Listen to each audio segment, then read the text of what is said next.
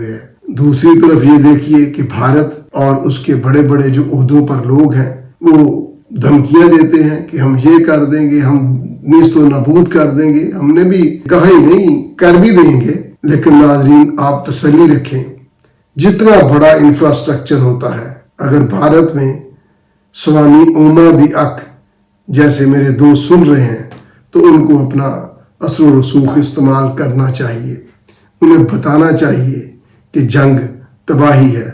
مودی اپنی حکومت کے لیے، اپنے انتخابات کے لیے اگر کوئی کوشش کرے گا تو اس کا اتنا زبردست ری ایکشن آئے گا کہ یہ جو اتنا بڑا انفراسٹرکچر ہے، مثلا میں مثال دیتا ہوں، اگر کوئی 4 کنال کا بہت بڑا گھر ہے، اس میں اگر کوئی ٹوٹ پھوٹ آتی ہے، زلزلہ آتا ہے، کوئی تباہی آتی ہے، تو اس کے مقابلے میں 1 مرلے کے گھر میں جو ہوگا نا وہ اتنا نقصان نہیں ہوگا جتنا بڑا انفراسٹرکچر ہے بھارت کا، جتنا اس نے کاروبار پھیلایا ہوا ہے۔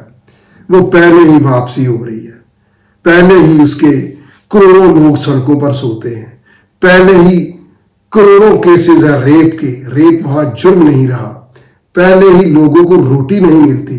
یہ فلموں والا انڈیا نہیں ہے، یہ حقیقی انڈیا کی پکچر ہے۔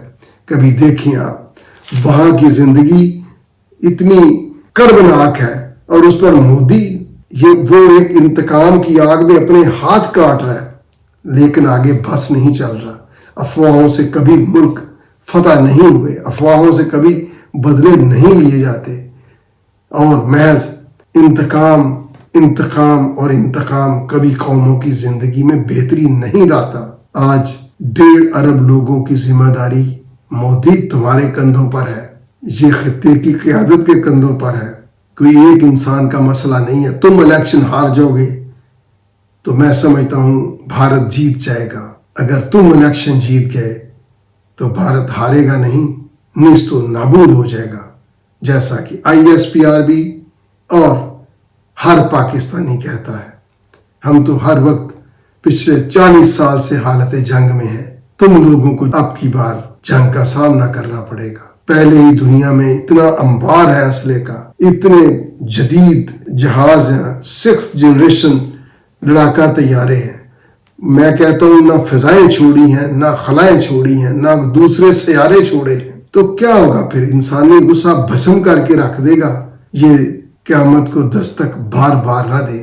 اسرائیل فلسطین کے بے بس بچوں پر رحم کرو، یہ رحم دراصل تم اپنے آپ پر کرو گے، کیونکہ مکافات عمل